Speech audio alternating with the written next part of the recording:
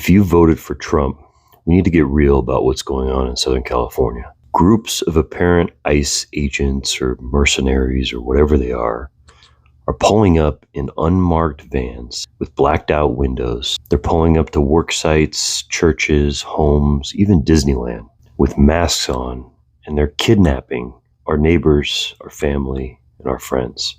That's not hyperbole. They're grabbing people and taking them to places where nobody knows where they are. And the vast majority with no criminal record, or at least a minimal one, many of whom have been here for 20, 30, 40 years, all of which are brown. They are physically ripping parents from their children and making kids appear in court by themselves. Our community here in Southern California is being completely ripped apart.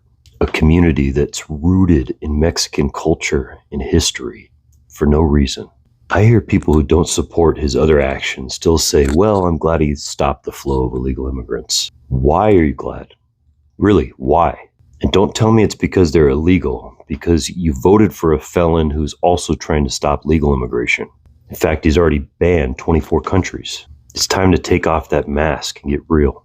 Even undocumented immigrants commit fewer crimes than U.S. citizens, or at least a lower rate than U.S. citizens. So they are lowering crime rates. They're not taking jobs. In fact, they're the only reason that our economy is growing because of our lowering birth rate. Just by being here, they're making us stronger, not to mention the fact that they're giving so much more productivity than they're getting back. They pay taxes and support our social welfare system, even though they don't qualify for it themselves. There is no complaint that's been offered that's not immediately refuted by an easy Google search. The truth is that you don't want to know, or at least you don't want to admit that you don't want to know. This is as bad as it gets. 1930s Germany, Japanese internment, Viktor Orban, Putin, whatever example you want to use, this might even be worse. All because you still refuse to look internally at your own insecurities and try to blame some other group for your problems. People are suffering immeasurable pain.